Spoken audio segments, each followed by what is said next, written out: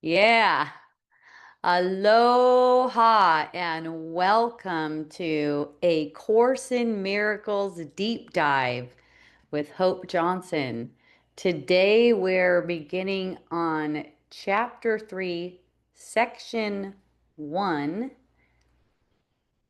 paragraph 4, sentence 4.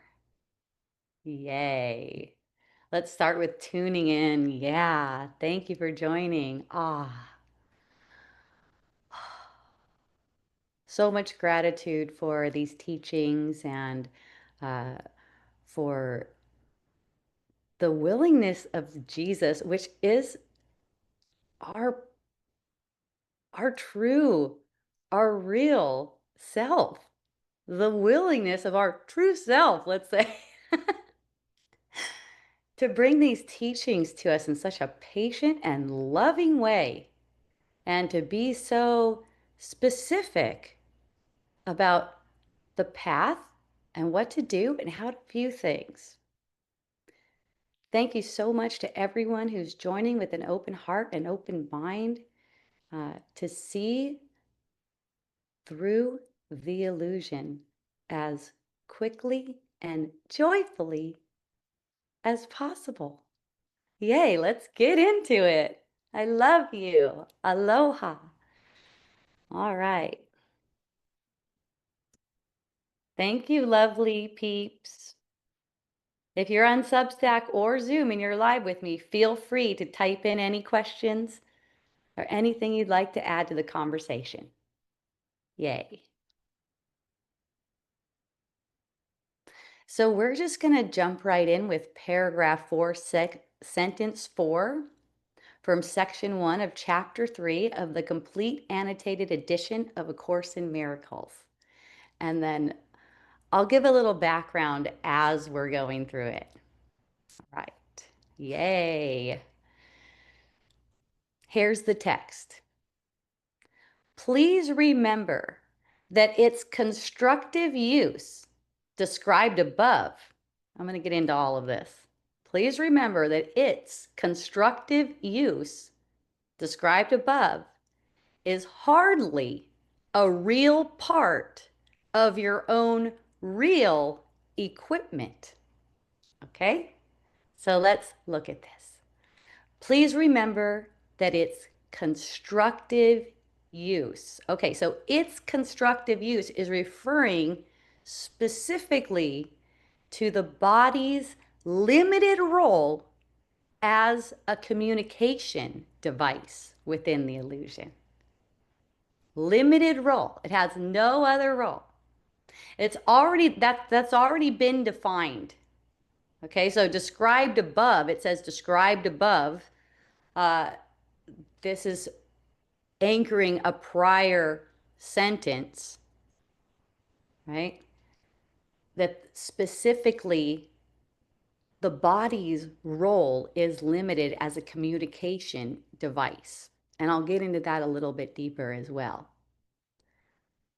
There's another part, hardly a real part. It says, please remember that its constructive use, the body's constructive use, described above, is hardly a real part of your own real equipment. So hardly a real part. So even at its best, the body's usefulness is limited to this. So Jesus is deliberately minimizing the body's usefulness to one thing, right? A communication device. And then it says it's hardly a real part of your own real equipment. So the body, again, it's not part of your own real equipment. So what belongs to the mind, the spirit, thought, will, extension, creation, all right? And what does not It's not your own, the body isn't your own real equipment. Your real equipment are aspects of the mind. See that?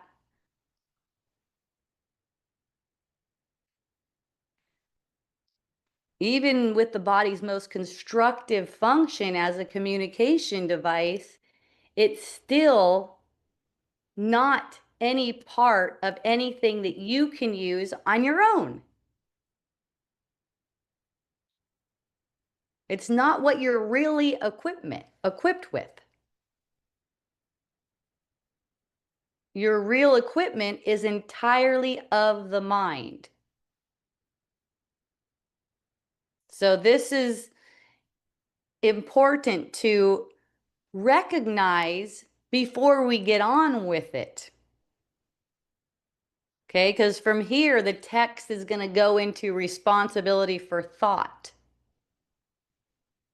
And a lot of the times, this can be taken as a guilty projection where there's thinking that your responsibility is for the body. See? It's not part of your real equipment.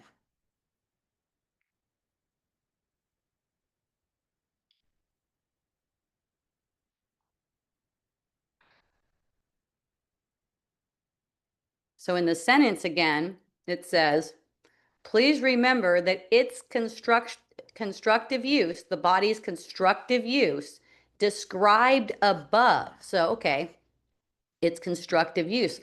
I said earlier, it's a communication device. That's the constructive use of it, right? So earlier in chapter 2, section 7, Jesus talks about it like this. The body is a learning device for the mind. Learning devices are not lessons in themselves. These are all quotes. Their purpose is to facilitate the thinking of the learner. Faulty use cannot introduce actual learning errors. So faulty use. Basically, you're using the body on your own. You're using the body to get something in the world. You're not using it as a learning device or communication device. Basically the same thing.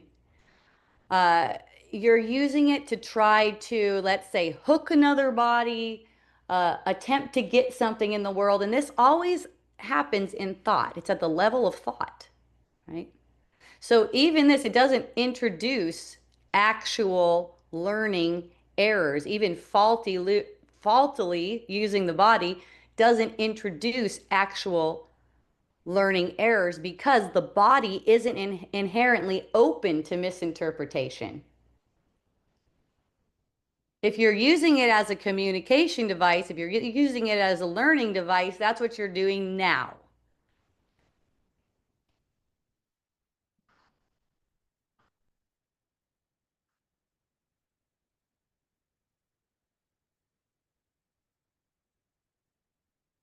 So that phrase, learning device, that's the entire definition. Okay, I called it a communication device. It comes to that. Right now, it's being presented as a learning device. So from the sentences themselves that I just read from chapter 2, the body is a learning device for the mind. Learning devices are not lessons in themselves. Their purpose is to facilitate the thinking of the learner. Faulty use cannot introduce actual learning errors because it's all mental and it's all now. So the body isn't inherently open to misinterpretation. Our mind uses it for misinterpretation, as in judging the body as if it means something. And then that leads to confusion.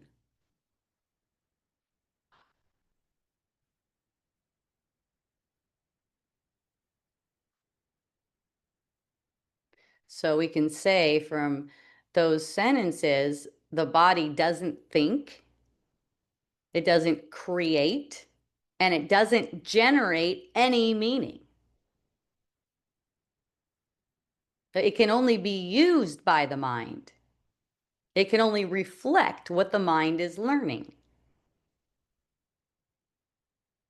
So its constructive use is as an instrument or a device. It doesn't teach, it doesn't correct, it doesn't choose. And I'll get more into that so you can see what the intricacies of that are. And that way you could see, okay, okay, I see what I'm doing. And that's all really it is. You just see you see where your mind is being hooked, and then that way you can see where to let go to allow ease. With the mirror. Yeah, it's like a mirror because it's a reflection of the unconscious mind, right? So it doesn't, because it's made in separation, it's reflecting a mind that believes it's separate. So as the thought of separation is undone in the mind, the body seems to be more easeful, less pain, less anxiety, less stress. Uh, Disease isn't possible. Pain isn't possible for a mind that is guiltless. So it's a really good reflection in that way. Like, for instance, if you seem to get some kind of sickness, like for me, if I get any kind of symptoms or anything like that, I just recognize that the symptom is coming from my mind and has no cause in the world. And that tends to, it seemingly shifts things quickly, even on the surface level. Okay. We'll get more into that too, and how the body is looked at and by the ego when sickness arises too. Okay, the body does not heal. It does not communicate any meaning. Only the mind can communicate meaning, not the body.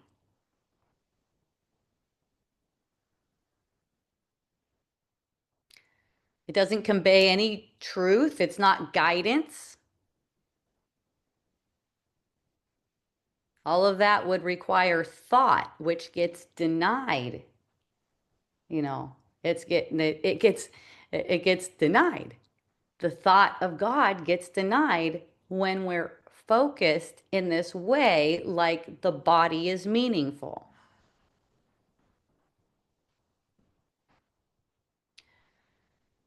So let's see. So in sentence 4, the use of the body was immediately qualified by Jesus, or paragraph 4. Let me go back to that.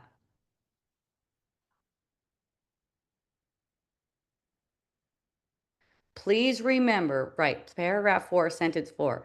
Please remember that its constructive use described above is hardly a real part of your own real equipment.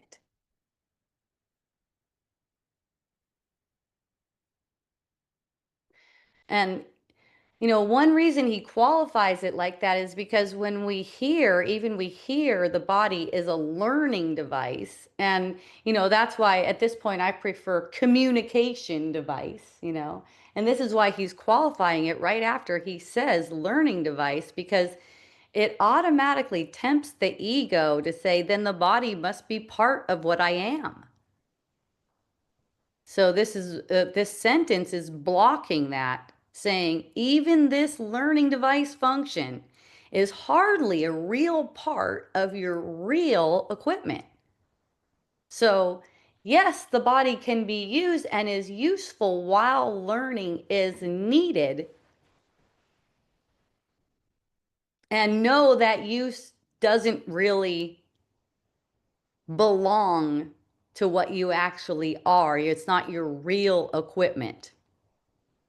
So, we're going into allowing the body to be used, not us trying to use it. And this fits in for me, this fits in with one of the miracle principles. I think it's one of the really early ones that says miracles should be involuntary. So you're not deciding what action your body needs to take. You're allowing that to be orchestrated. It's always orchestrated anyways, yet it gets orchestrated according to what you need. See? And you may be trying to orchestrate, which is really common, according to what you want.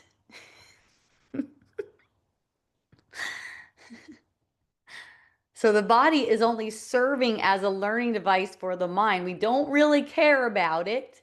But notice how every ego thought has the body at the center.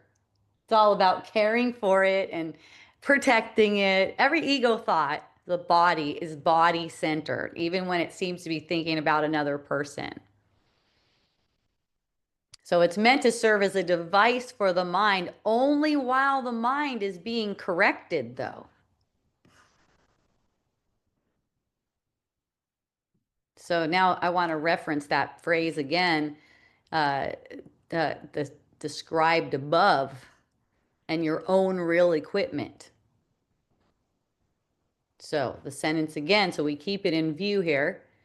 Please remember that it's your body's constructive use described above is hardly a real part of your own real equipment. So the contrast you see, it's the body and your own real equipment. So what's already been established in the text as belonging to you as opposed to the body. What equipment? What equipment is this, right? Doesn't mean tools. It doesn't mean abilities. It doesn't mean skills in a worldly sense. Doesn't even mean psychic abilities, anything like that. What you actually have at your disposal is a mind. So let's see what the mind already has. Here's what the text already identified as belonging to you. The mind, where thinking occurs, where error occurs, and where correction occurs. All of those things. That's the foundation.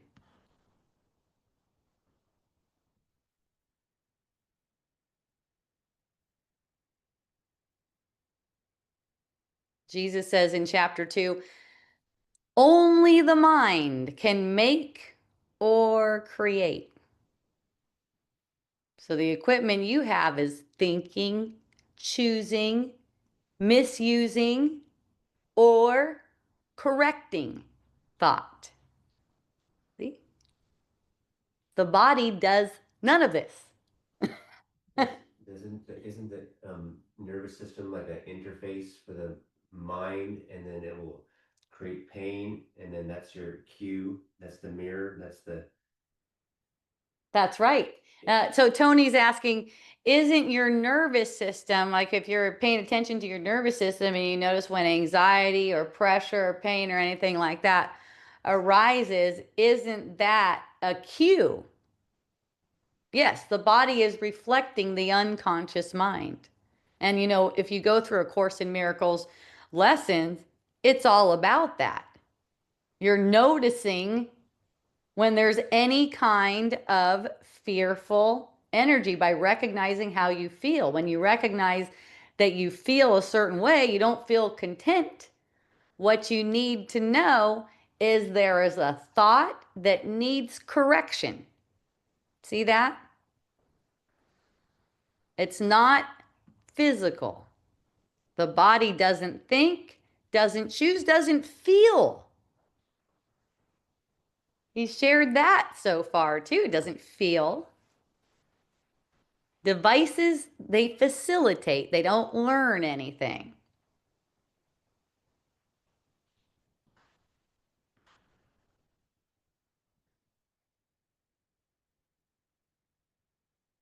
So it says, this is an interesting sentence. I want to dive a little bit deeper into this here because it makes sense here. In chapter 2, section 7, Jesus said, it does not have the power in itself to introduce actual learning errors, it being the body again. Error isn't, is what it's saying is errors aren't in the equipment. They're in its use, the body being the equipment here. Error is not in the equipment, it's in its use. So your real equipment can't be damaged, it can't be altered by misuse, it can't be lost.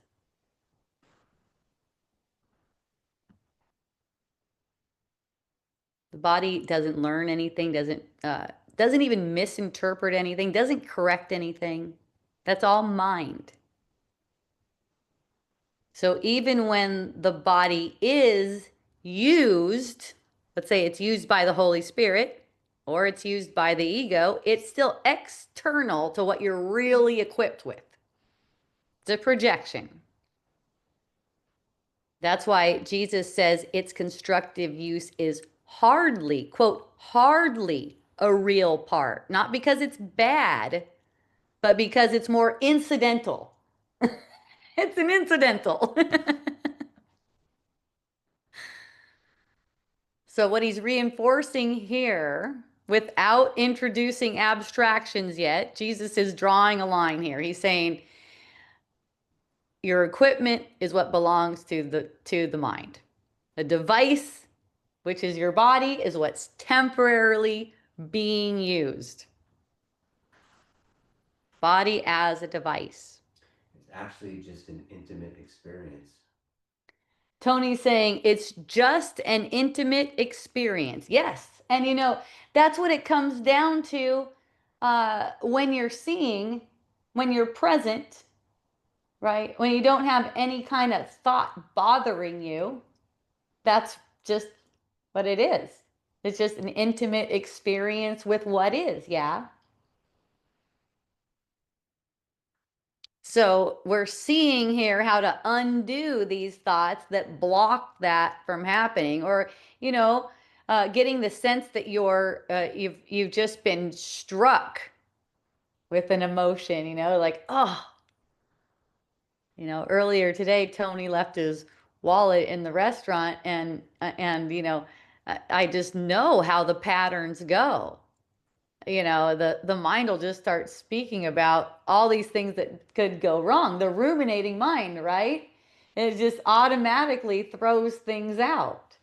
But it's like when you recognize, uh, Tony did great with it. Of course, he's awesome. He noticed too. As soon as it occurred, he noticed. He goes, oh, now I can worry about money or something like that, and just laughed about it. Because it's just obvious. Nothing's really happening. You didn't really leave your wallet anywhere. It's just bringing up patterns so you can see what the ego's handing you right now, saying you need to worry about this. Yeah, all your shit was in there. Your passport, your money, all your credit cards, and you're like not at home at the same time. It's just it comes really fast. So the more you're looking at this and you're recognizing what the body is actually for, this includes everything it goes through, all of its experiences. It's a parent experience. Really, only the mind is experiencing too. The mind is using the body as a device to have experience. Isn't that funny? Because of not knowing itself. Normally, we don't need to use a body to have any experience because the body that we're created as is wholly capable of having wholly loving experiences. See? We are that. We are, you could say, body mind. What's been created. Perfectly capable of having wholly loving experiences.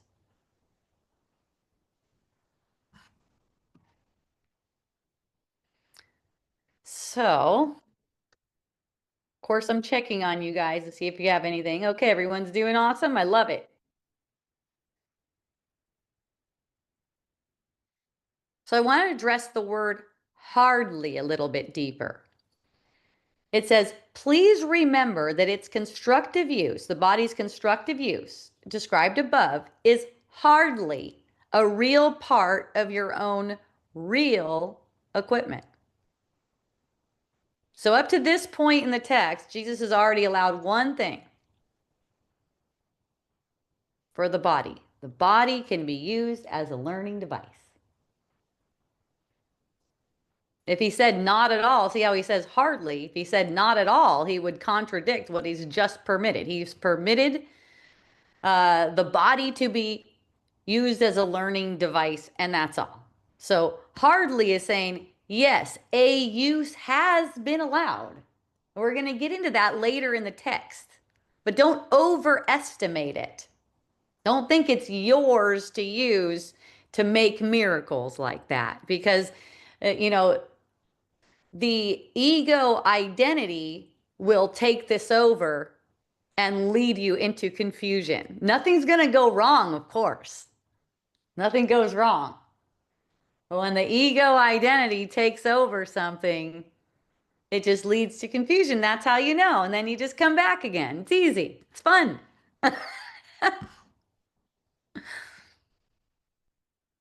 So if Jesus said the body is not at all part of your real equipment, you know, people might say, and they seem to say this anyways, why am I still using it? Why am I here?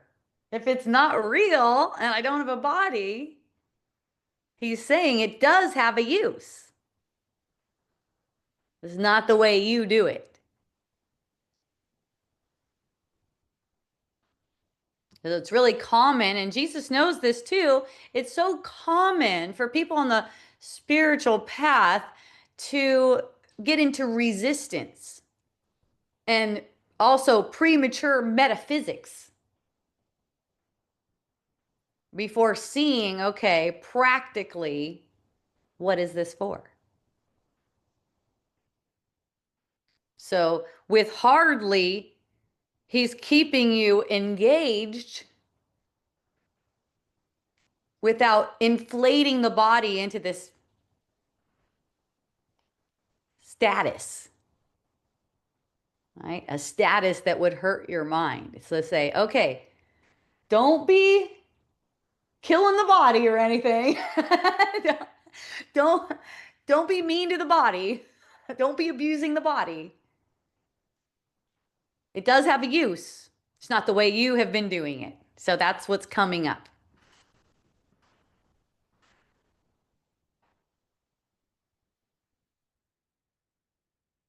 So incidental, the body as incidental. It's present in a dream, but it's not defining anything. It's not essential. It's not necessary to what you are. That's the distinction. The usefulness of the body is incidental to learning. Right? It doesn't define you. It's no cause for any pride in any way or shame for that matter. It's never going to empower you. It just doesn't belong to anything you actually have. Yet, it's going to be around while learning is undone. So this hardly is protecting against misidentification. There's a danger at this stage, and that's identification as this body, and may also be hatred of the body. It's not to be hated, it's totally neutral. See that? So it's not to get anything for the body. Let all things come that seem to be for the body. Don't spiritualize the body. right? Don't turn these metaphysics into a defense mechanism. I've seen that so many times.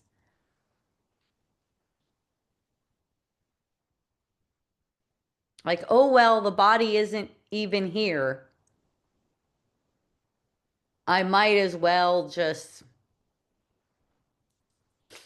I don't know, jump off the roof, right? Or something else, try to spiritualize the body.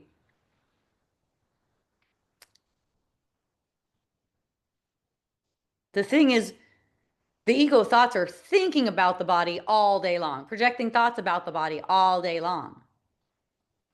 So seeing it is not so important. Nothing to be prideful about, nothing to be fearful about.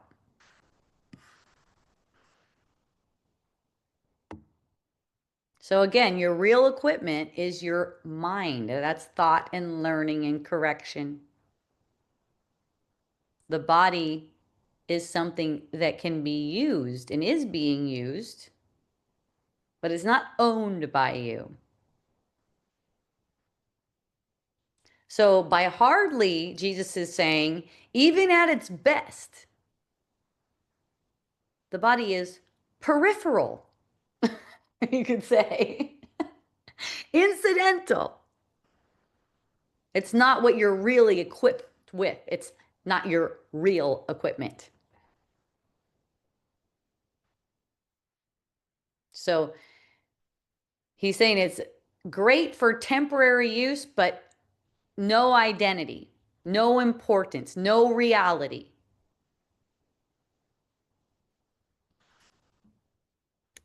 It's equal to all the other 10,000 things that are empty also.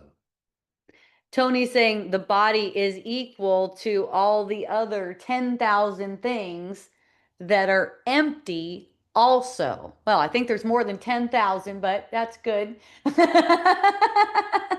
Phrase. Yes. Yeah. And you know, it's fun to it's fun to just hear that and see it that way. Because everything that is perceived is first a sensation in the body sense. It all comes off of that. Right? It's like that's the first projection, a sensation. That's the first projection, still coming from the mind. And that's why your body is useful as a learning device, which we'll get into soon. We'll get into that more. So we are going on to, Celeste says, premature metaphysication. New word of the day. I love it. Thank you. So unless anyone has any questions about sentence 4, I'll read it one more time. Please remember that it's the body.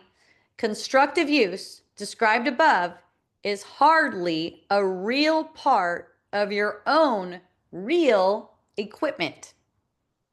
All right, so now we go to sentence 5 of paragraph 4. It, again the body, is a particularly inappropriate defense as you use it.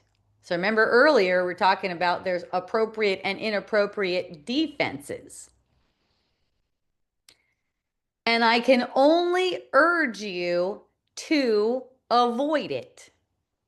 It, the body, is a particularly inappropriate defense as you use it. And I can only urge you to avoid it. Okay. It in that place must be avoiding the inappropriate defense. The body as a defense. Okay. So it's not the body particularly, it's the way it's being used. It's always, always, always coming from the mind. So it's using the body or body identification or some kind of bodily function or a bodily illness, let's say, as a way to defend against responsibility. True responsibility is responsibility in the mind. So we were saying earlier, uh, the body is not a source of error. Okay? It's not a source of thought. It's not a source of error.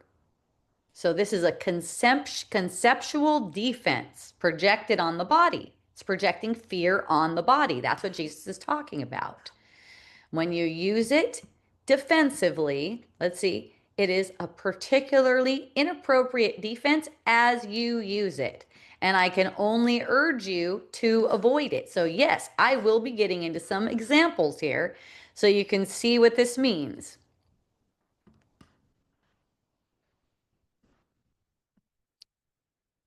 So, first of all, what does he mean when he's saying an inappropriate defense? That's a way of avoiding correction. It displaces responsibility, it puts it on the body. It's a way of keeping error as if it's coming from outside of the mind. All error is in the mind. We're getting to that, see? So the defense is treating the body as if it explains, protects, limits, or justifies anything about the mind. So that includes locating fear in the body. See, when there's a body sense that there's fear, that's not where it's located. Pain is fear. And fear is in a fearful feeling that arises. It's not where it's located, though. It's coming from the mind. Another way of treating the body this way as an inappropriate, is that what I said? Inappropriate defense. Okay.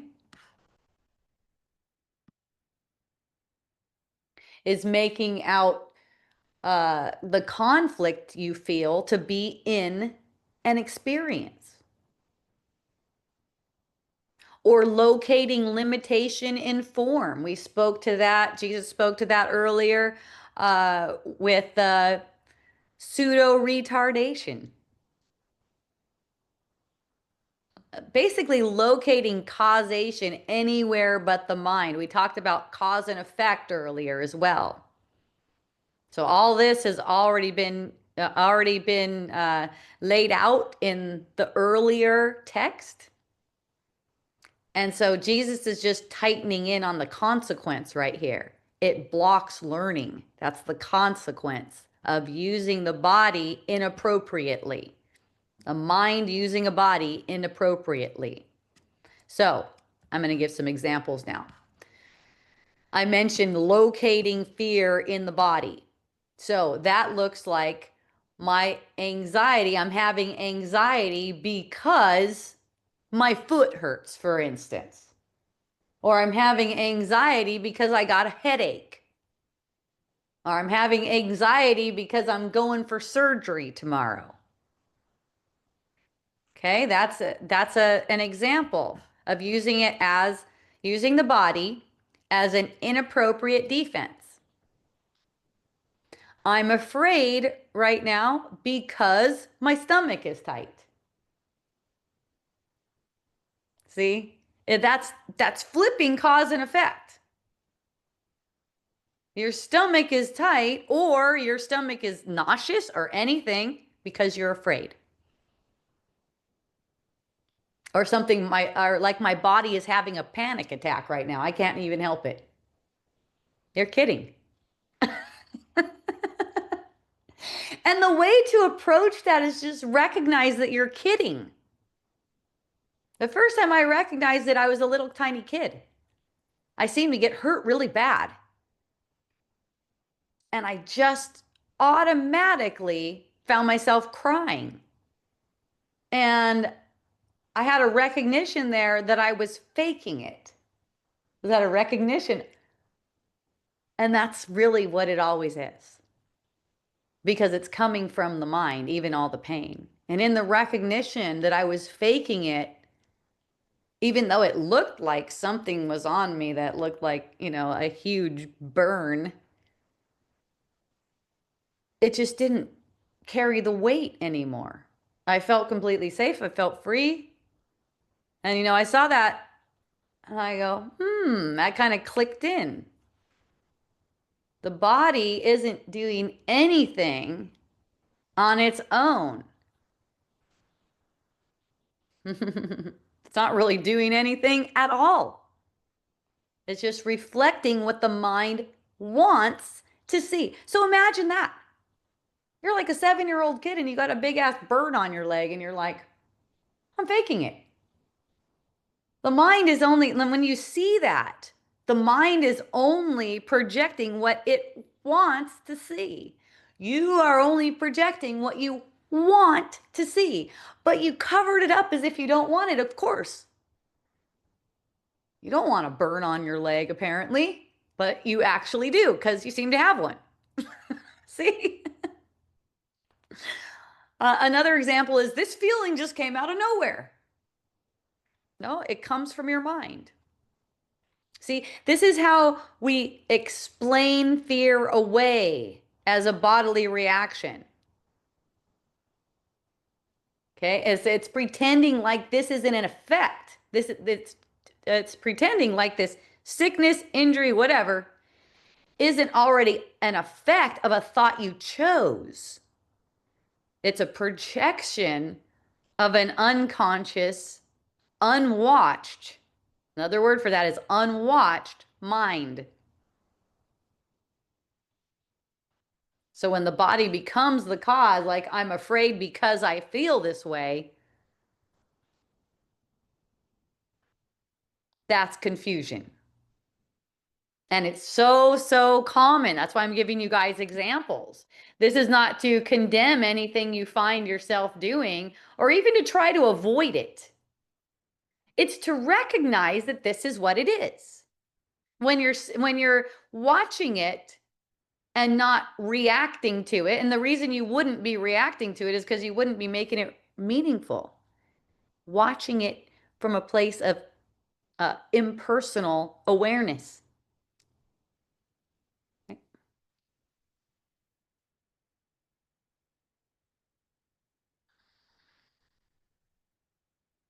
So it's kind of like saying it's not really my thinking, it's just my body. My body's just doing that. For instance, my body's throwing up right now. It's just my body doing that. No, it's not actually. And that's a subtlety that will really change things for you. It's a gentle recognition. That doesn't mean not taking care of any symptoms or anything like that. Let that be taken care of on its own. Let the body just be used as that learning device, no matter what it seems to be doing. Don't use the reflections of what it seems to be doing as some kind of condemnation on you. Okay, another way of using the body as an inappropriate defense is locating your conflict, the inner conflict that you perceive in circumstances. For instance, I'm upset because of what they said. And people might agree with you. Gosh, that would be upsetting if they said something like that. Or the situation is stressful. There's no stressful situations. There's only you making a neutral situation into something stressful. Just be honest about that.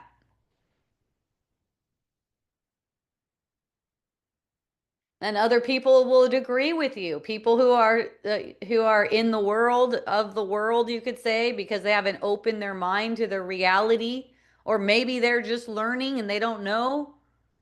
They would say anyone would be stressed by that situation. If I were in your position, I would be stressed too. Another one, very common, locating conflict in circumstances. If my life were different, I would be whatever. peaceful, happy, calm, rich, whatever. If my life were only different, that's using the body as a defense, an inappropriate defense.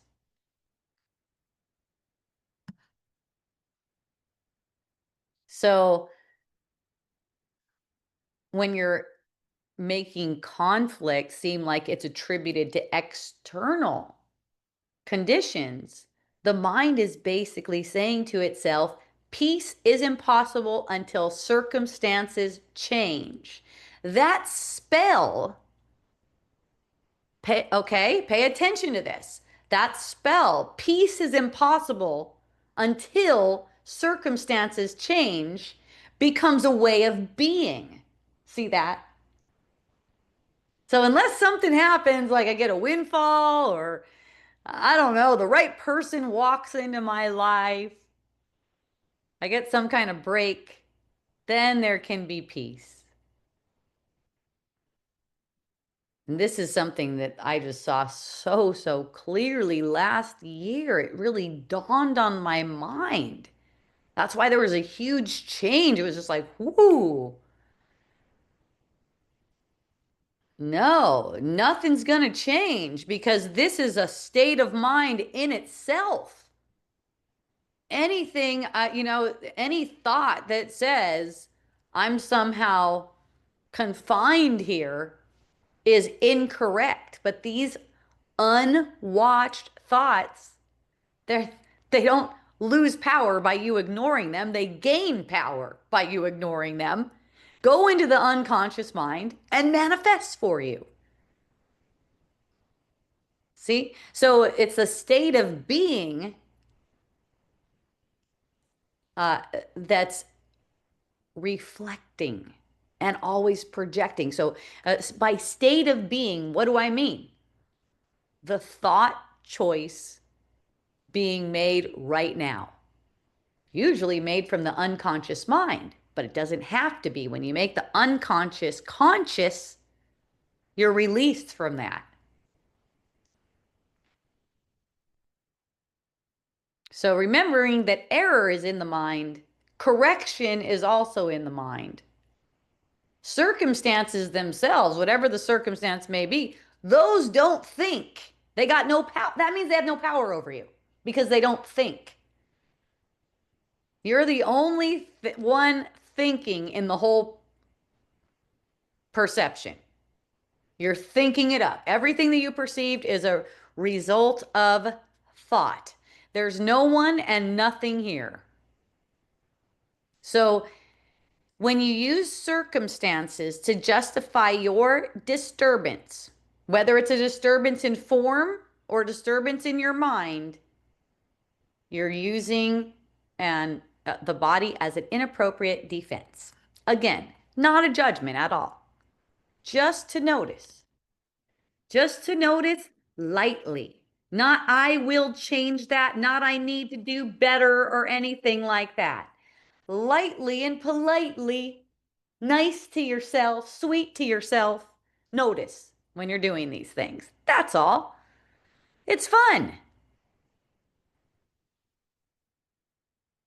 Okay, another way, using the body as an inappropriate defense, is locating your limitations, your apparent limitations, in form. For instance, I can't do something because of my body. No. That's not it. Possibilities are limitless for you. Your body is not a limitation.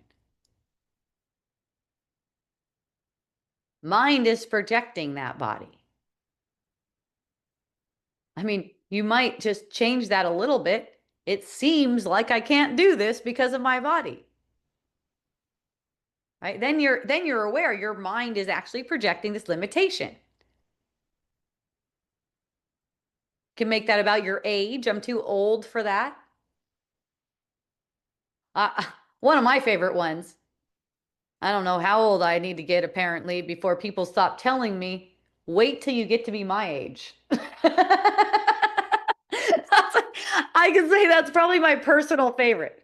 Wait till you get to be my age. Oh, I got to be the age of a lot of people that told me, wait till you get to be my age. And, I still didn't feel limited. I still didn't feel limited in that way, in the way they were trying to express to me, as if I'm gonna finally succumb and go, okay, it's old. It can't do the things it used to do. No, even if I perceive it not doing the things it used to do, I know it's coming from my mind, right? Energy levels, health, none of that stuff limits you because it's all coming from your mind. And that in itself is showing you're not limited at all. You're having a wild imagination. Okay? It takes more imagination to come up with lack of energy, aging, and dis-ease than to project a perfectly healthy, vital body. So we're all using a lot of energy here to prop this up, to prop this whole illusion up. With interpretation. Yes. Thank you, Tony. So Tony's saying with interpretation. Yeah, it's interpreting. Reality is unspeakable. So when we try to interpret it, we jack it up. Yes. He's saying reality is unspeakable, and that's who we are. So we are reality. These interpretations of saying, telling ourselves what's limiting us is just interpretation. It doesn't mean anything. It'll be, this is just how I'm built, or someone might say, I'm just really sensitive, or something like that.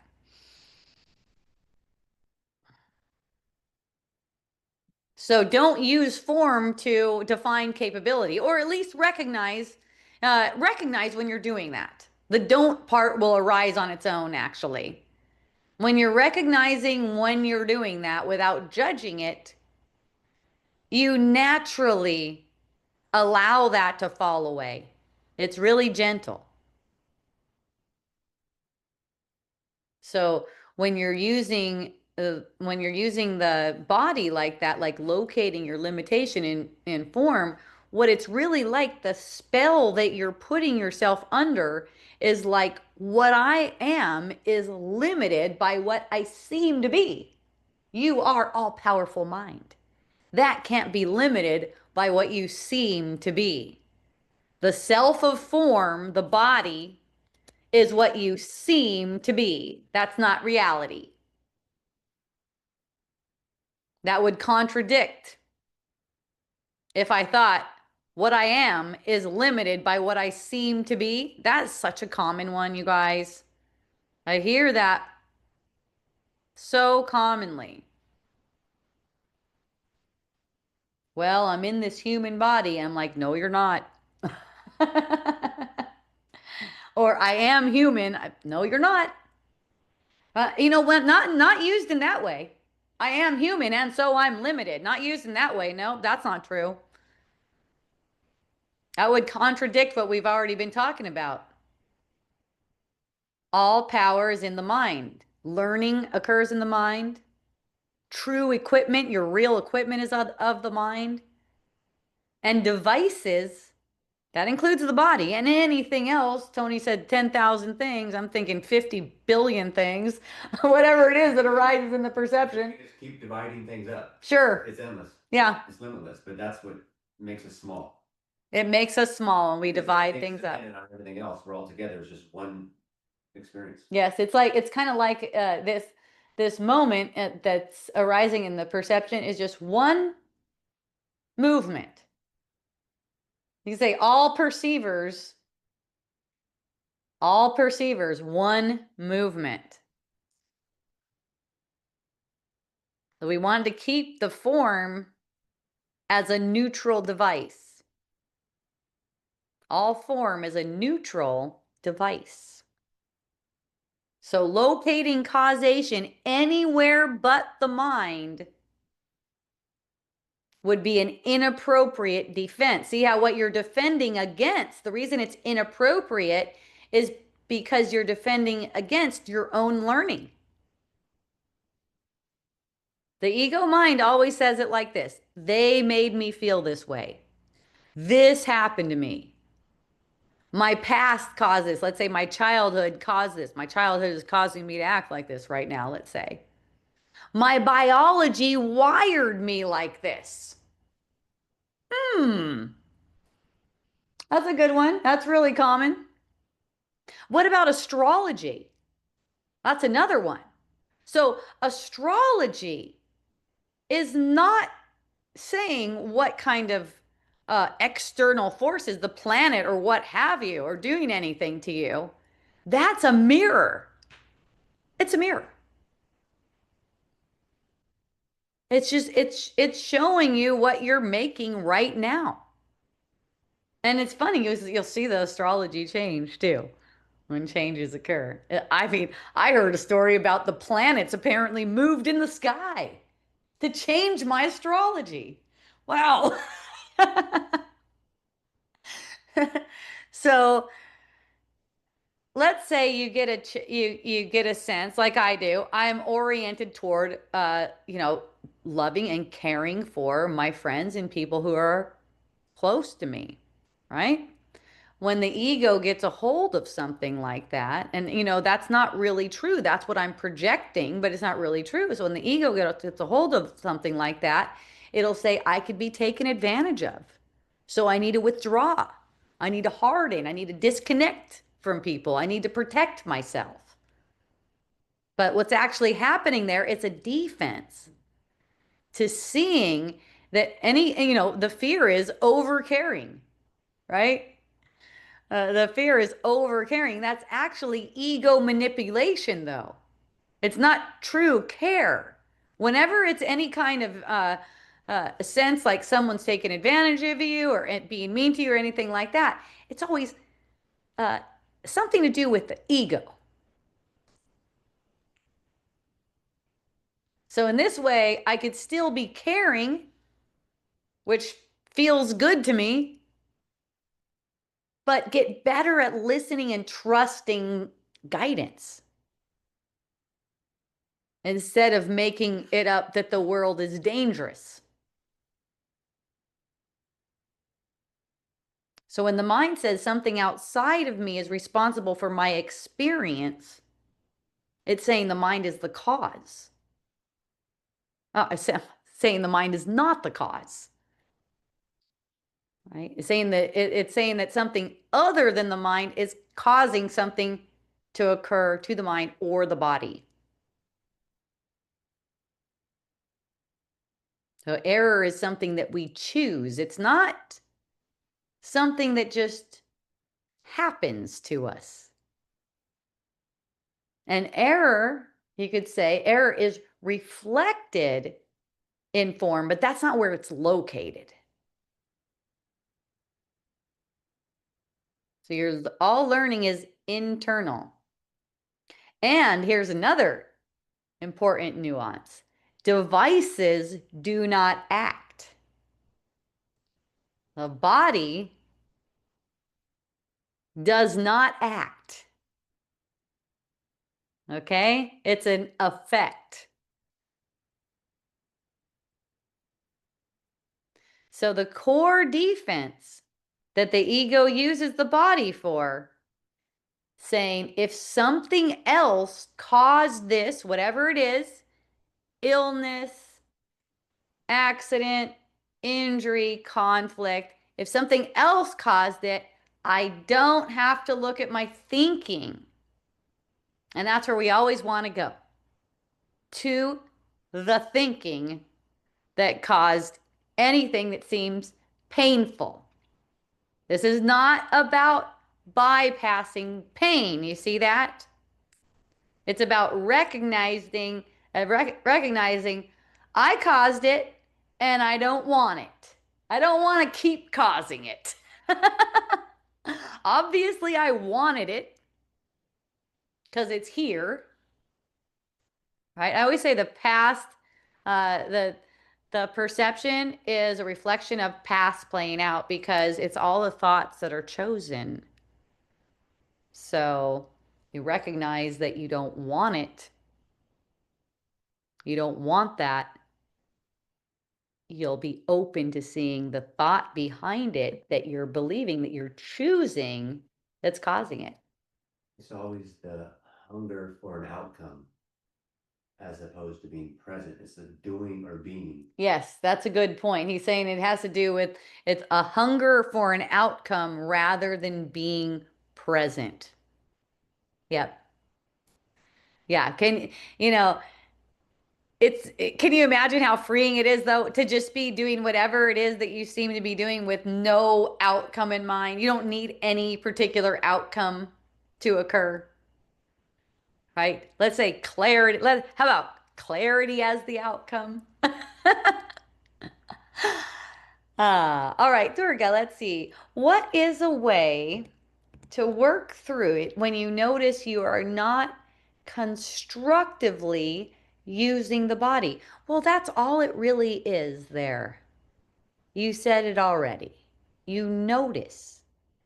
That is huge that you're not constructively using the body.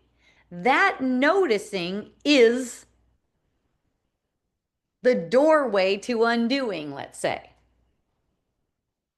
So it's not like, there I go again, not constructively using the body. You're just recognize, oh, this is not the constructive use of the body. What happens when I don't use the body constructively? Oh, it goes toward confusion, right? So be a witness to that. Notice that seeming lack of willingness to use the body constructively is a passing phase that you're seeing through by watching it with awareness, but not any judgment. There's nothing for you to do. Remember, you're not a body, you're a mind, a holy, all powerful mind. So you're giving, when you're noticing, oh, I'm not constructively using the body. That's it. Be aware of where that leads, and notice that you don't want to keep doing that.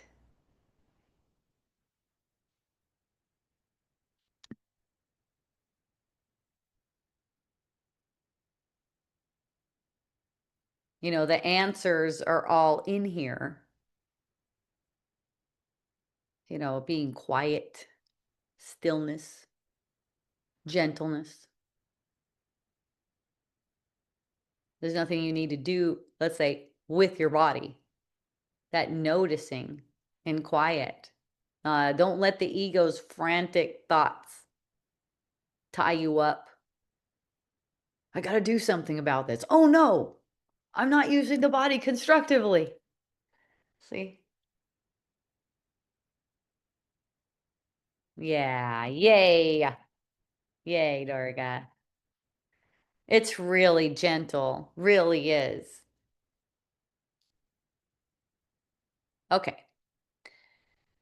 Another part of the sentence I wanted to get deeper into. Why Jesus calls this defense particularly inappropriate.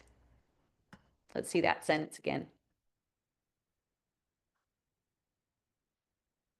It is particularly inappropriate. It is a particularly inappropriate defense as you use it. And I can only urge you to avoid it.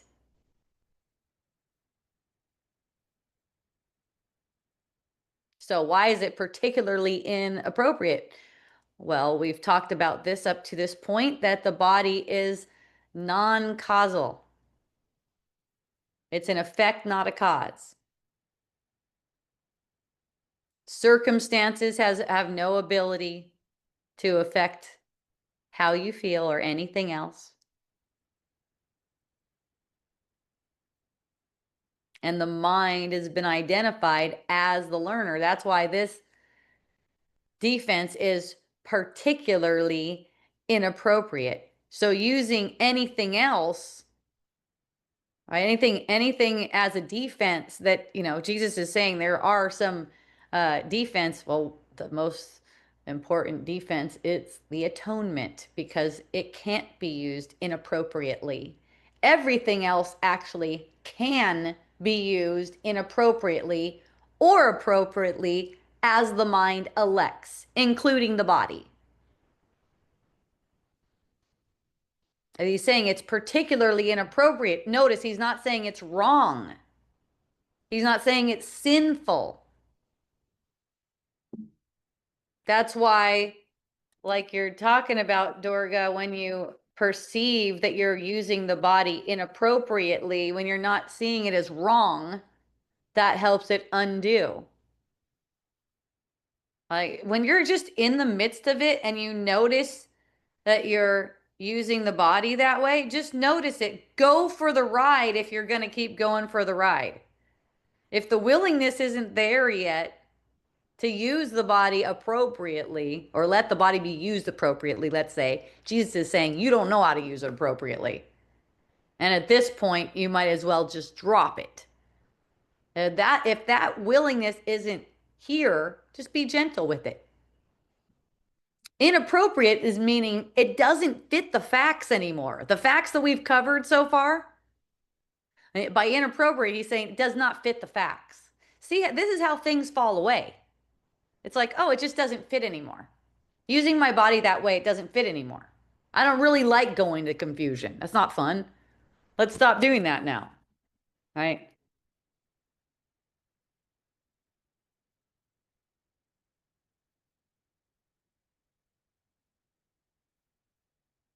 So the body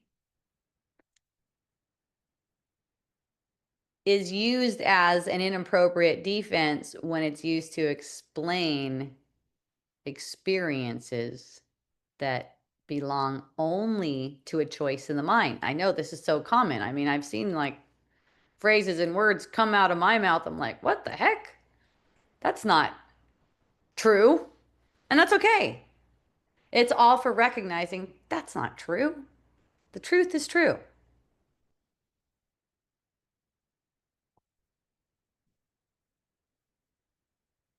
Okay. He also says, as you use it. It's another part of the sentence. It is a particularly inappropriate defense as you use it, and I can only urge you to avoid it. So here he's addressing this pattern. He's saying as you use it, that's a pattern of misuse. He's saying we're using the body to explain experience, justify our fear, excuse miscreation, and avoid correction at the level of thought. So he's saying, as you use it, that's our pattern. And he's saying, I can only urge you to avoid it. And, it's interesting. He uses the word urge. And when one of my friends hears him use the word urge, he's like, I don't know about that. But look at the word urge. It's like he's not forbidding anything, he's not threatening anything. He's urging because these defenses are voluntary. They're actually voluntary. They seem to be, they've been made out to be involuntary, but they're actually maintained by belief. All of your defenses are voluntary. Miracles are involuntary. Miracles are what spring forth when the defenses fall away. And these defenses, they just dissolve when they're truly seen. That's why there's nothing to do about it. When they're truly seen, they just dissolve.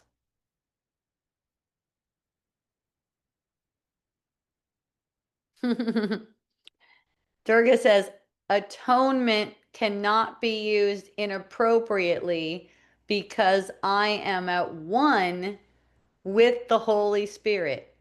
Well, it's atonement says the Son of God is guiltless. See how that can never be used inappropriately? That's the thing. That's the atonement. It's basically the Son of God is sinless, guiltless, however you want to say it, perfectly innocent.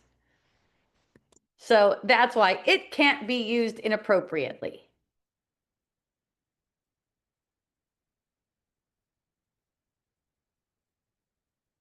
So basically, being released from this kind of defense, using the body inappropriately as a defense, is really a choice of honesty in the moment. I'm using the body as an inappropriate defense and I don't like it. No wonder I feel like this. Shit. I'm doing it to myself. See? Just honest. Basically experiencing without words, without interpretation. So Tony's saying experiencing without interpretation. Well, there is an interpretation going on there, isn't there? Because there's an interpretation as to, I don't want this. And this is something, Jesus says, it's like eventually you're going to disown all the thoughts that hurt you, right? This is not something I would keep. I know earlier I said if you got it, it's because you want it. And you can make another choice right now. If you got it, it's because you want it. And now, in the now moment, you can make another choice, right? So, you know, it's not to evaluate the form itself, right? But there is a process where you're sorting out. You're going, okay, this is not something I would keep, this kind of energy, this anxiousness or anything like that. This way of not taking responsibility for my mind because it leads to confusion, because it leads to pain. See? But that's very different than evaluating things and objects and behavior in the field, whether it's yours or someone else's or anything like that. It's very different. It's not so much the individual judgment of it, it's just the cultivation of thoughts versus just being present. That's right. It's not that it's not to make individual judgments of anything or anyone, even any behavior or anything like that. It's looking honestly and noticing what you would keep and what you would, the way Jesus put it earlier, disown. He will totally disown what you made. It's only a matter of time. So, using the body as a way to defend against taking responsibility for the mind directly contradicts the body's true function, right? And he's strongly encouraging us not to do this. So, when he's strongly encouraging us not to do this, or in this case, he says urging, that's the word he used, I urge you. Um, he's saying, don't use this to defend against taking responsibility for your mind means take responsibility for it right now. See that? That is taking responsibility for it right now. When you're recognizing that you are using the body inappropriately, that is taking responsibility. See that? For what the mind is choosing. Responsibility for what the mind is choosing.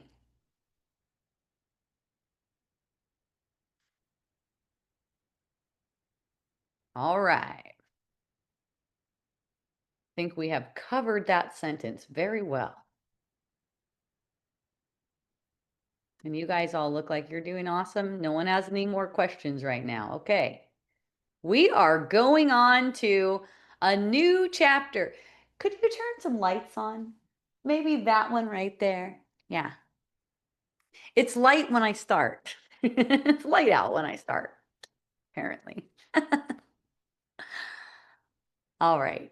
Paragraph 5. Again, we are in chapter 3, part 1, right? Yeah. Chapter 3, part 1, paragraph 5 of the complete annotated edition of A Course in Miracles. And the text here, the first sentence of paragraph 5 says the reason why let me start over. The reason why a solid foundation is necessary at this point is because of the highly likely confusion of quote fearful and quote awesome, which most people do make. So the reason why a solid foundation is necessary at this point is because of the highly likely confusion of fearful and awesome, which most people do.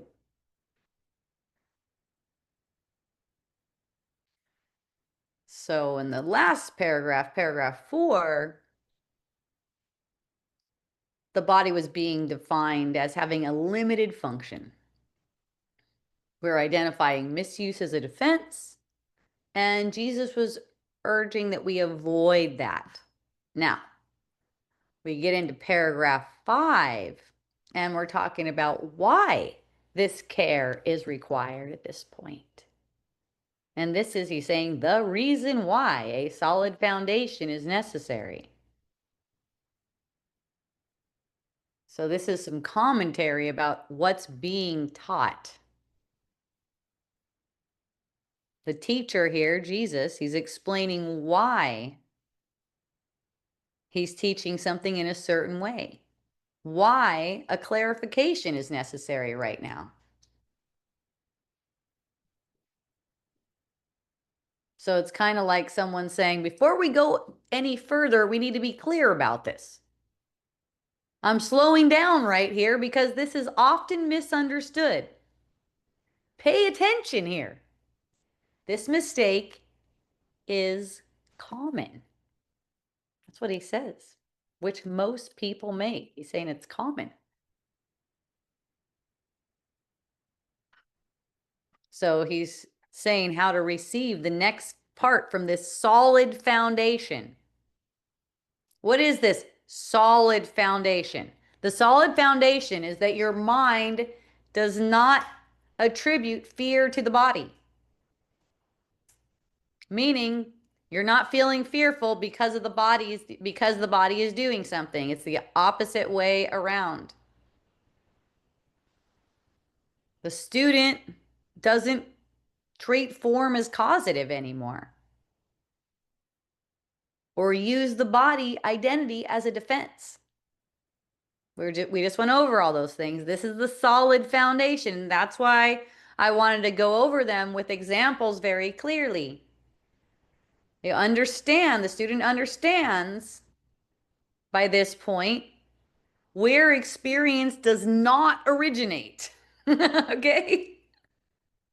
Not in the body. This is about the correct placement of cause. Okay, now to the specific confusion Jesus is talking about here, the confusion of fearful and awesome. Okay? Fearful, what's fearful? Threatening, dangerous, in this case to the ego, annihilating, totally unsafe. Right? So what the ego takes as fearful is really awesome, as in vast, powerful, real, beyond ego control. The ego does not tolerate real power.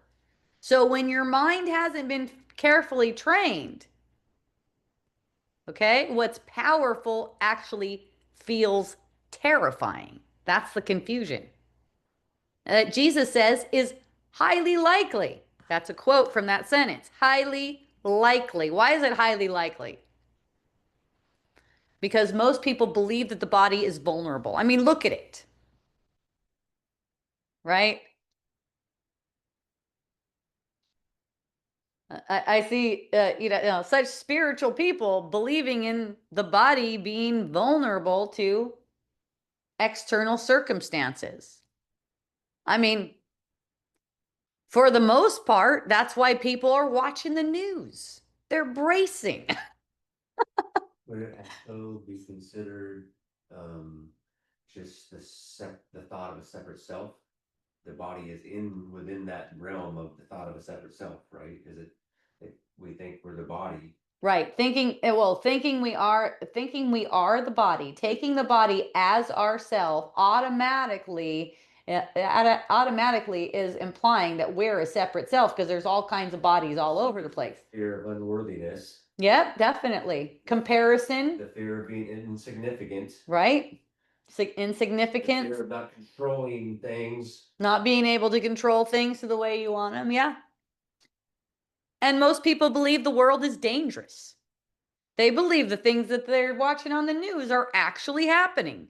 Nothing's happening, right? The experience that you are right now, you are your experience, let's say. The experience that you are right now is the only happening, and that's passing away.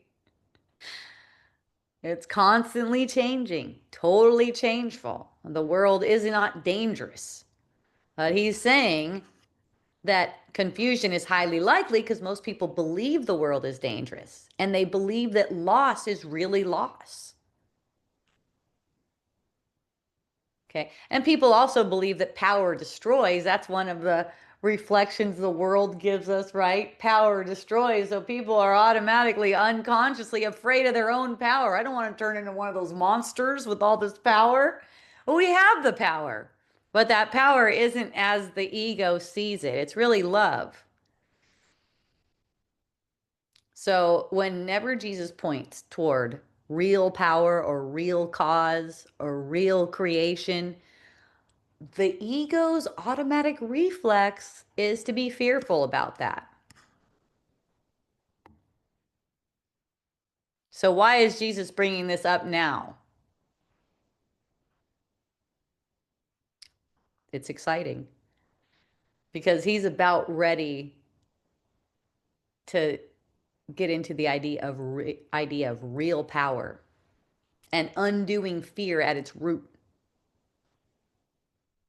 It's going to show the difference between ego power and real power. So if the foundation, he's talking about the foundation here, the reason why a solid foundation is necessary at this point is because of the highly likely confusion of fearful and awesome, which most people make. But that foundation is not secure. The mind's going to resist, misinterpret, recoil out of confusion. So I'm going to just paraphrase what Jesus is saying here in this sentence so you can just see it in another way. The reason why a solid foundation is necessary, this is the original text. The reason why a solid foundation is necessary at this point is because of the highly likely confusion of fearful and awesome, which most people do make. Okay, here's a paraphrase and maybe language uh, that resonates. So, what Jesus is saying is, I'm being careful here because if you don't clearly understand, you'll mistake what is truly powerful and real for something dangerous. And most people do exactly that.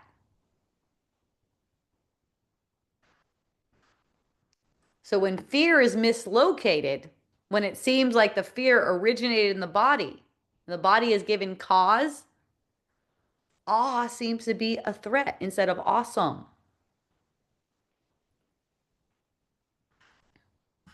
So that's why Jesus slowed it down right there.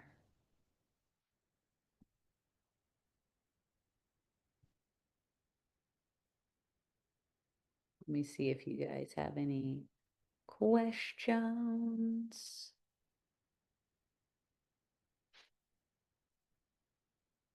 Okay, so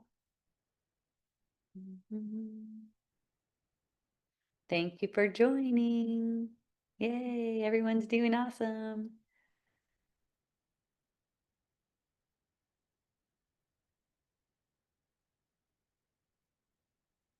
So, paragraph 5, sentence 2.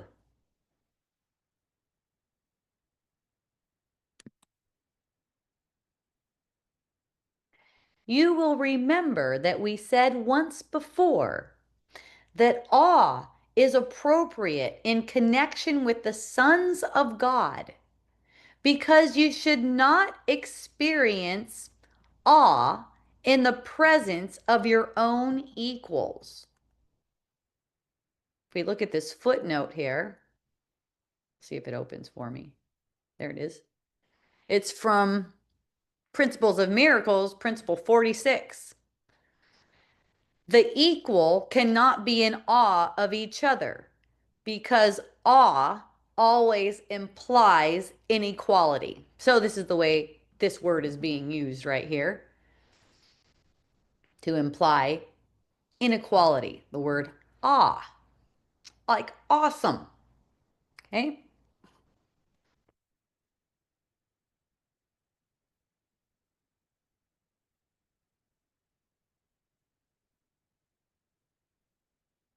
So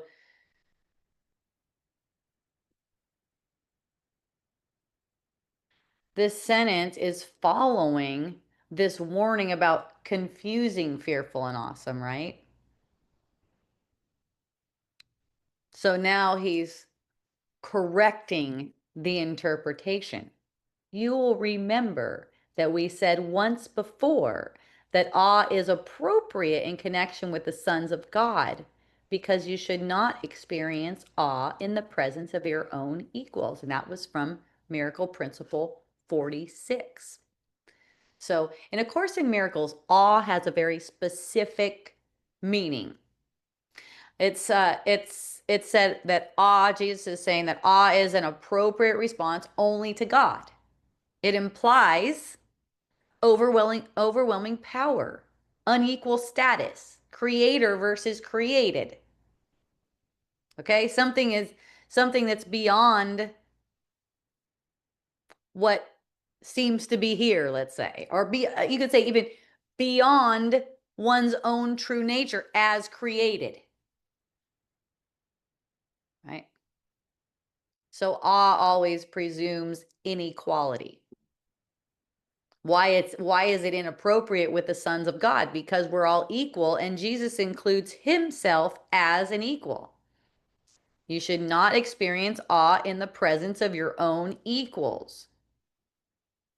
So this is telling us several things. The sons of God are all equal to one another. Jesus on the same equal level, you could say.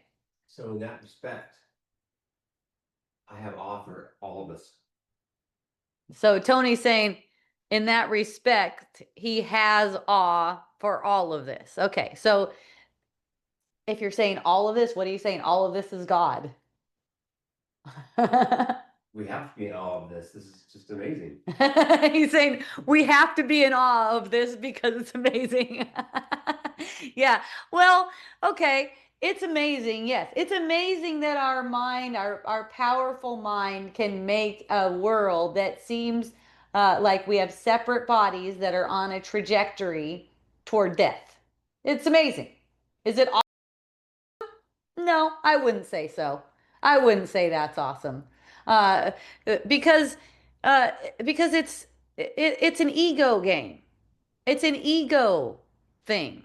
You could say the love that we extend is awesome because it comes from God. Uh, let's say for me, it's like it's interesting rather than awesome. It's more like it's interesting. Our mind can project a world as if it's separate. That's interesting. And everything in the world is a device.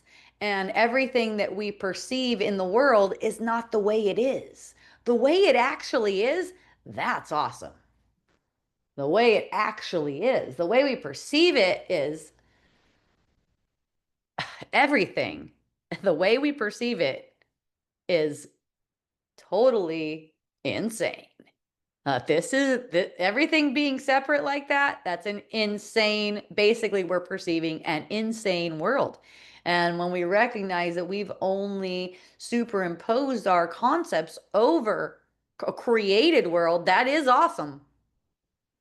Then happy and it's exciting because of what it's for. The world that we perceive becomes useful to us in recognizing that it can help us undo the illusion. That's really what it's for. So awe itself introduces hierarchy according to the way it's used here in A Course in Miracles, right? That's definitely implied right here when Jesus is saying that awe you should not experience awe in the presence of your own equals. Awe is only appropriate in connection with, or awe is inappropriate in connection with the sons of God.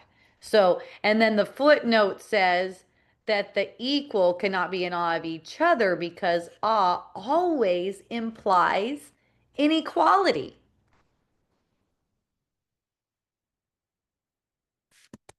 So I would say there's only inequality if there's implied outcomes.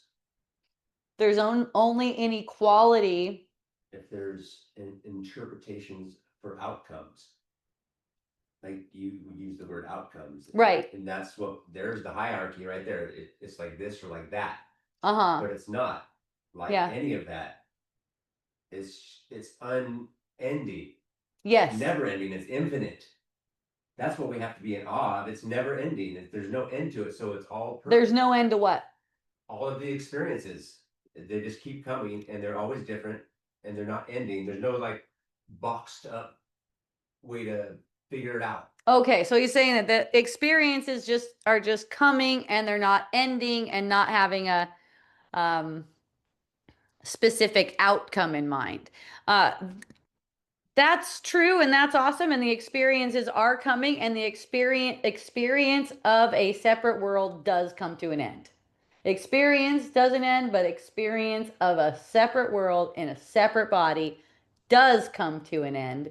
And this is the way to undo it. Specifically, what we're talking about here is he's saying awe is inappropriate in connection with the sons of God. That's like worshiping another person, is what he's talking about here.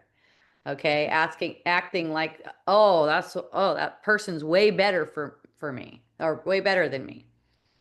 Hierarchy always implies separation. So awe isn't neutral at all. It reinstates an error, the very error that we're undoing. He's not saying there shouldn't be respect. That's not what he's saying. This is directly in connection with the sons of God and how they relate to one another, okay? There should be respect, love, recognition, appreciation. Okay, those aren't implying inequality, but awe, like he's saying, the way he's putting it, does, where you're introducing like a level.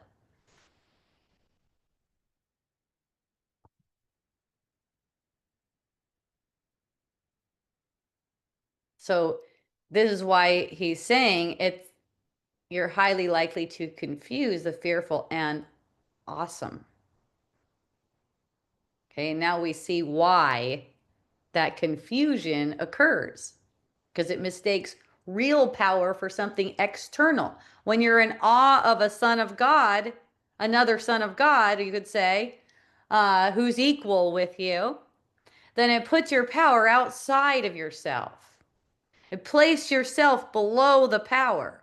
See, when you're only in awe of God, who is you, really, your true self, or you could say in your mind. That's another way to say it. In your mind. Then you are it. You are one with that power. See? And the ego would immediately follow that up with fear whenever you are in awe of another son of God. Awe means inequality to the ego, vulnerability.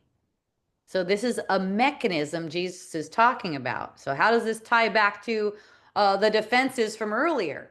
Using the body as a defense is inappropriate. He's showing another defense, using awe to preserve inequality. Isn't that interesting? Yeah. So it's like I've seen it play out like this. Using awe to be with a person as if that person is way more advanced spiritually than me. So they're above me, but then I really secretly want to get above them. So then the behavior is going to come out like that. That's just how it works.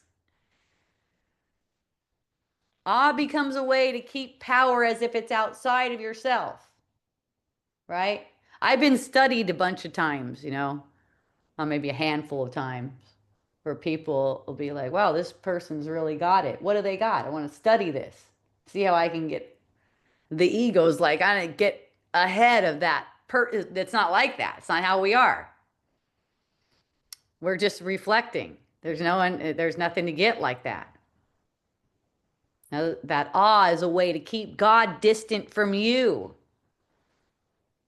That person's more ahead of me because they did more yoga, for instance. Or that person's ahead of me, it's like no, no one's ahead or behind. It's trying to pin reality down. Whenever you try to do that, it changes. It's always different. It's trying to pin reality down. And that's why, I share with my friends because it's so common for friends to put me on a pedestal. I'm like, don't do that. That's not going to help you. Anytime you're on a pedestal, the ego automatically wants to knock you off. And that's ego putting you on the pedestal in the first place just to knock you off. That's how the ego preserves separation.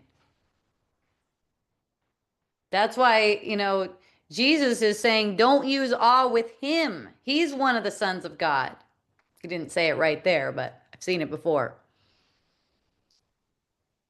So he's saying you shouldn't feel overwhelmed or small in the presence of your brothers. They're your equals. Treating them otherwise recreates this separation story. See?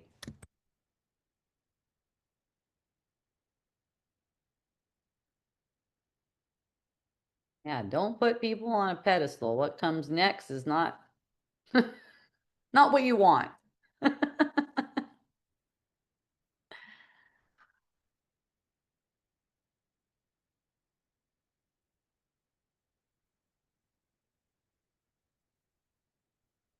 So this sentence removes spiritual hierarchy.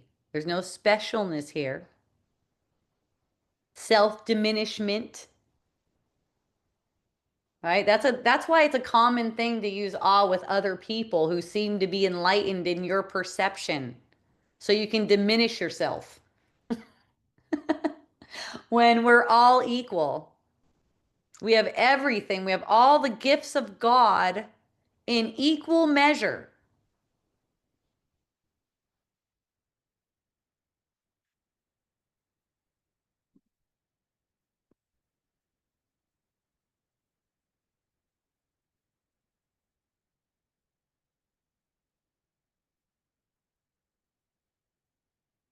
So I want to touch on a couple of ideas here. This awe and vulnerability, it introduces vulnerability, turns into fear. Whenever you place the other above, it sounds positive, right? It sounds positive. Oh, you're so this, you're so that. The mind is saying to itself, they have something I don't. They're more advanced, they're stronger, they're wiser, they're freer, they're more important.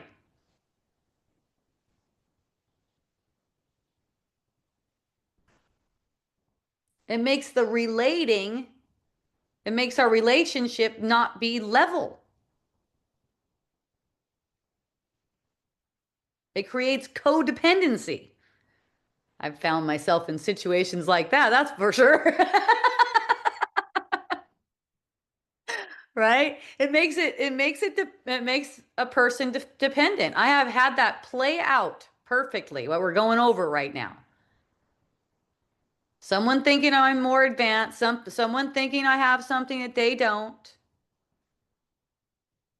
So then there's all this elevation of myself, right? And then That manifests as seeking approval from the person you think is more elevated, wanting to be close with them, fearing being away from them.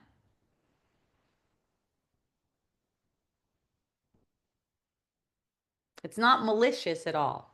It's just a structural response. You could say it's a structural response in the mind to inequality. And of course, dependency, when someone feels dependent on another person, that introduces vulnerability. The relationship doesn't seem to be equal because something is at risk. Safety, belonging, identity.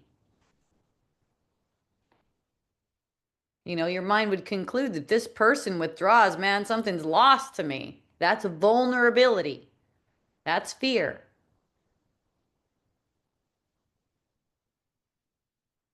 And here's the subtle part, too. The fear doesn't announce itself as fear. It often looks like concern, sensitivity, responsibility, loyalty. Underneath what the mind is telling itself, the spell it's casting is, I can't afford to lose this. That's fear.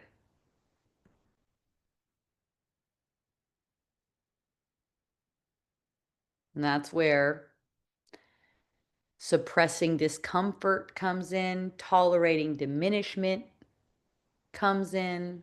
This is where relationships distort. I've seen it in my own experience. I've done it and had it done to me. It's fun.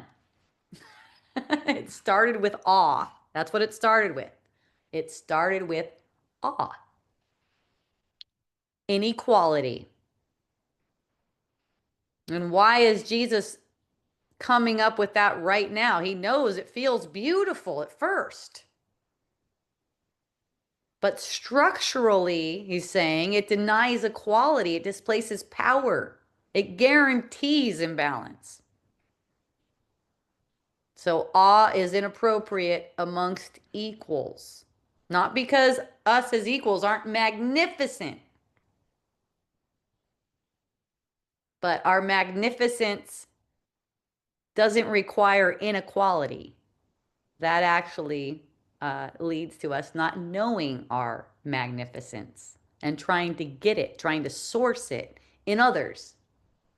In psychology, they call it enmeshment. Enmeshment. I love it. E with the E, enmeshment. Yeah. So it's distortion of your emotionals, your Uh-huh. emotional relating, Yep. and distortion of your roles. Totally. Yeah. Yeah. I've totally been in this. I just lived through this. And it was awe going both ways. It started with awe toward me, and then it went back from me to them. Fabulous. So Jesus isn't asking you to replace awe with something like indifference. I don't care. I don't care. Do whatever you want. Detachment, right? Unhealthy detachment. Cynicism. It's not like that. The real replacement for awe is recognition. Recognizing, I see you. You are as real as I am. Equanimity. Equanimity, that's a good way to put it. What you are does not threaten me. Nothing needs managing here. That's the recognition. So here's a simple check. It's very practical to see if you're in awe of another person. Over caring, feeling responsible for their life, feelings, experiences, anything like that. Are you monitoring their state? Are you afraid of being distanced from them? Ask yourself, did I place them above me? Don't blame yourself. Equality gets restored when you're present, noticing the symptoms of having projected awe onto someone.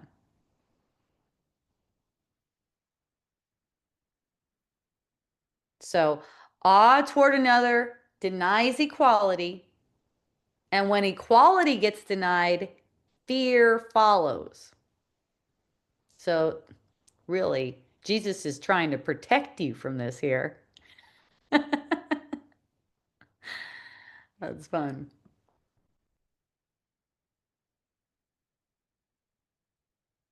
Okay, let's see what we have over here. Celeste, this reflection is hitting me so deeply. I had a very intimate experience with feeling the difference between fear and awe. I was in a craniosacral session and my spirit spontaneously started transcending the body sense. I felt my energy rising and my vision opened up to pure black void with only the pure rays of light like starlight was perceivable. An indescribable peace came over me as I kept ascending. Almost in Almost in the few seconds, I felt fear coming from my mind. And then the thought, does this mean I'm dying? Then the fear sense started growing. And then I found myself waking up back in my body. What happened next was my whole body started to cry, not just my eyes, but every cell seems to be releasing moisture with tears. I get the sense this crying was me releasing the grief and pain of believing I'm a body, of believing I'm separate. Yeah, the perception of the body crying, uh, let's back up to the body is an effect of a choice. Okay, it's an effect of choosing. So whatever the body seems to be doing, there's no need give it a bunch of weight. That's what we were just talking about, right? There's no need give it a bunch of weight. Just notice that it's coming from the mind. It's all mental, and which is what you're doing. Yeah.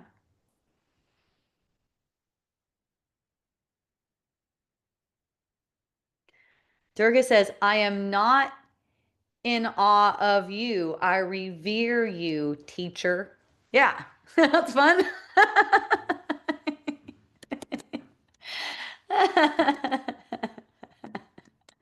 Let me see if that word revere is okay. No, I think it is. Let's see. What Jesus says is that, when someone uh, comes and brings light, brings awareness to you, maybe they've traveled the path ahead of you, a little bit ahead of you, that in no way puts us on different levels. He said that they're deserving of your gratitude. That's really different from awe, isn't it? It is gratitude. Oh, thank you for coming forward with the message. I feel the same way about a lot of people. Right? Oh, thank you for coming forward with the message, bringing that message. That's really just like that. That's sweet, really sweet, Celeste. That's really awesome. Thank you for sharing that story about your body seeming like it's the whole thing is crying. What fun. All right, we have 10 minutes. Let's look at another sentence. We'll go to sentence 3 of paragraph 5. And that sentence is, but it was emphasized that awe is a proper reaction of the Son in the presence of his Creator. And then there's a footnote that goes back to Miracle Principle 46. So that means we've been over this already, but we'll go over it again since Jesus is bringing this back up. And I know whenever Jesus is bringing something back up, it's not just because he likes to hear himself talk. Okay, it's important. That's why. So, Miracle Principle 46.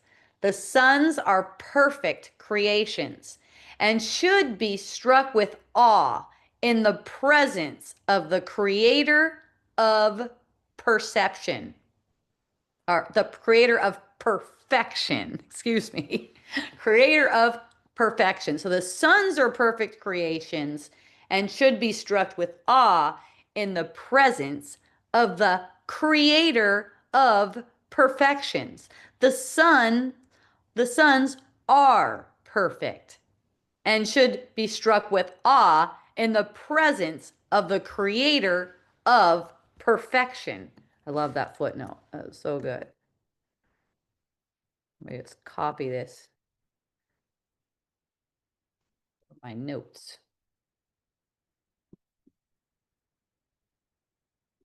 Okay. Now, the sentence. But it was emphasized that awe is a proper reaction of the Son in the presence of his Creator.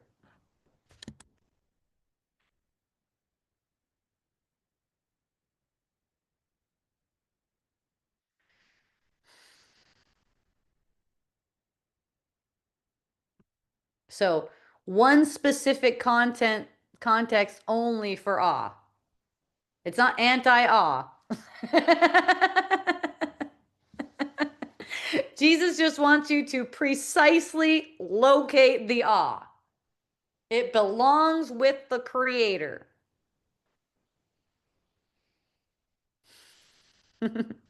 It's appropriate. Awe is appropriate only where inequality is loving. It's real and loving, you can say. It's real and loving. There is this automatic inequality, right? The creator and the created. It's not saying that still that there's two. See? It's not saying that the two are separate. It's not like that. But the creator did create the created. See? So that's the distinction. That's really the distinction here. Awe is appropriate because the creator is your source. The son, let's say yourself, your individualized self, did not create itself. See? Creation itself is beyond comprehension from within this form. And that's another reason why awe is appropriate. We can't even comprehend what creation is, right? We're trying to give awe to all over the place, to the world. Oh, it's so beautiful and stuff like that. But the shit, that which created my mind, that's the thing where that's where awe is appropriate. See? And this is not about diminishing the son, let's say, the son, they're both you, the creator and the created, really. This is not about diminishing the creator. It's about honoring the source of the created.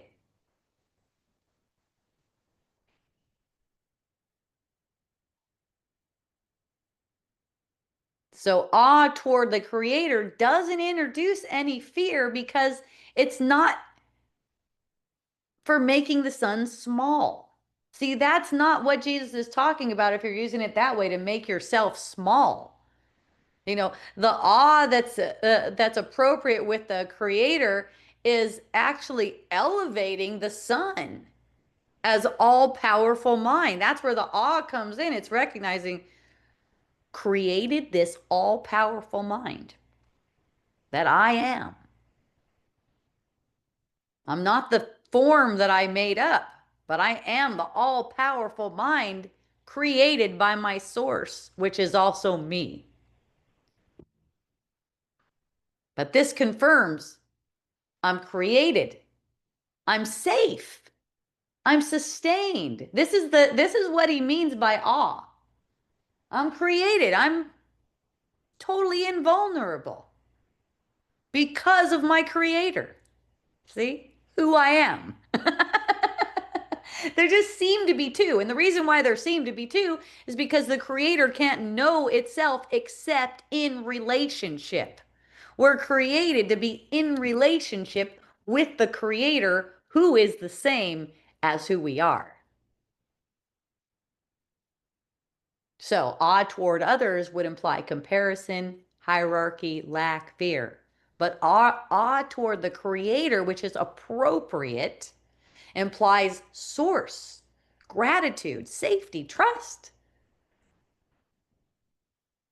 Same word, a totally different way of using it. So why is Jesus even emphasizing it right here? And look at the sentence just before. The highly likely confusion of fearful and awesome. If awe is misplaced, the truth feels like it's threatening. No wonder. See what happens? You might be able to notice a situation like this in your own experience where there was awe between people. Totally pushes God out. So Jesus is anchoring the awe where it belongs so that God isn't feared. Remember, we're being released from fear. So brothers are not elevated. They're only elevated in the first place so that they can be diminished. This lets our relationships remain equal so that our learning can proceed. Right? That's really the goal, is to see.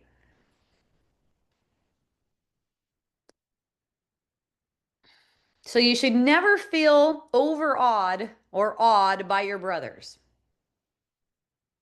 But it's entirely appropriate to feel that way toward your creator because the relationship isn't one of equality. It isn't. There's creator and there's created. Still, they're both you. Still, one's the creator, one's the created, and they're actually meant to be in relationship, which they are. Awe belongs to God alone. Amongst the sons of God, only equality. Right? And then we had a footnote explaining that. That was fun. And it's 4:59. What fun. Thank you so much for joining. So I'll be back next week for another ACIM deep dive, Monday, 3 to 5. That's Pacific time. Oh, did I say Monday? No, Wednesday. Wednesday, 3 to 5, not Monday. Wednesday, 3 to 5 Pacific time next week. And then after that, I'm going to take 2 weeks off. I'm traveling to Hawaii. I'm going to visit Maui and Big Island. So one more week. We'll pick up where we left off today. Where did we leave off? We left off at sentence. Well, we did sentence 3, but it was emphasized that awe is a proper reaction of the Son in the presence of the Creator. What a blessing.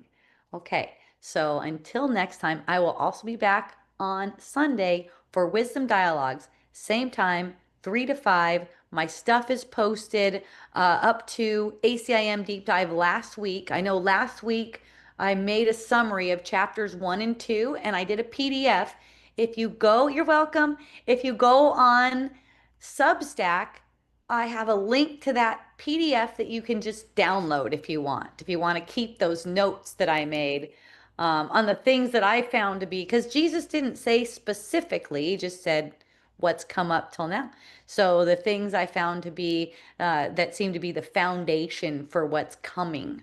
And I think I have 7 different points there, a little bit pithy, but still deep. And I hope you enjoy it. And please go to hopejohnson.org for any of my links or anything. If you want to join any of these talks, maybe you hear the recording later, or you want a one-to-one with me, or you'd like to donate to my ministry, hopejohnson.org.